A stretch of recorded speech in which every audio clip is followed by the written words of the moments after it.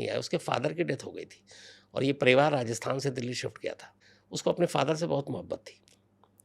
तो उसका ये था कि अब फादर उसके सपने में आ रहे हैं कि हम तुम लोगों को बहुत मिस कर रहे हैं, तुम सब आ जाओ हमारे पास। अब ये बात उसके दिमाग में, उसने अपनी बीवी से ये बात शेयर की। बीवी भी उसकी इस बात में आ गई, उसने कहा कि हाँ, चलो फिर चलते हैं। फिर उसने घर में पूजा-वूजा किया। फिर उसने कहा कि देखो ऐसे-ऐसे पिताजी आ रहे हैं और पिताजी से मिलना है।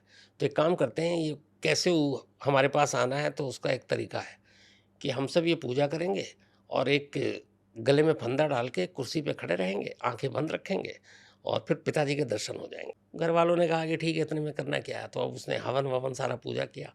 उसके बाद उसने रिहर्सल कराया, सभी के हाथ बाँधे, उसके बाद गले में फंदा डाला, सभी को खड़ा किया और फिर 5 मिनट के बाद उतार लिया। और फिर पूछता भी था कि किसी के दर्शनों में बोलते, अरे नहीं हुए।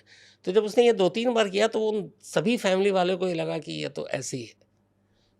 अब लास्ट डे जब ये आया कि जिसको फाइनल डे करना था, तो उनके दिमाग में यही था कि अभी तक जो रिहर्सल कर रहा है और उस दिन पूजा का लास्ट डे था।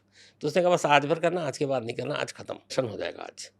तो सब बेचारे उसी मासूमियत से उसकी बातों में आ गए, वो खड़े हो गए।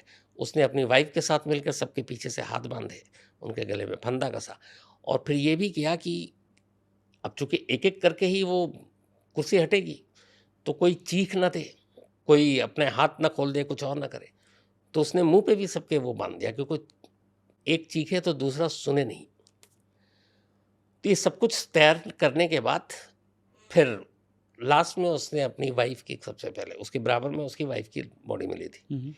तो उन सब के फिर कुर्सी, हाथ बंधे हुए थे, कोई अपने आप को बचा नहीं पाया। अब जब उसे यकीन हो गया था, उसके बाद वो अपनी माँ को नीचे गया और वो बेड पे लेटी हुई थी क्योंकि वो चल के आ नहीं सकती थी। फिर उसने गला घोटा, जब वो भी मर गई तो ऊपर आया। फिर अपने लिए उसने एक फंदा तैयार कर रखा था 10वां, उस फंदे को गले में डाला और वो भी मर गया। और ये सब कुछ सिर्फ़ इसलिए कि पिता से मिलना है। तो अंधविश्वास और ऐसी चीज़ें, अफ़सोस इसी ब ये सवाल बड़ा उठा था कि इतनी पढ़ी-लिखी फ़ैमिली ने ऐसा क्यों किया? असल में उस फ़ैमिली को पता ही नहीं था कि उसके मन में क्या, उसका ये था कि एक रिहर्सल, अच्छा वो बहुत धार्मिक प्रवृत्ति का इंसान था। हुँ, तो ये कि चलो यार मान लो बात क्या जाता सही बात है है। ना? तो एक अनुष्ठान, एक यही तो चल रहा है पूजा हवन, तो सब कर लेते हैं और 2 दिन करवा के उतरवा चुका था। तो हुँ। किसी के मतलब वहम में भी नहीं था कि ऐसा कुछ हो सकता है। बट वो रिहर्सल इसलिए था कि फाइनल एक्ट बाकी था।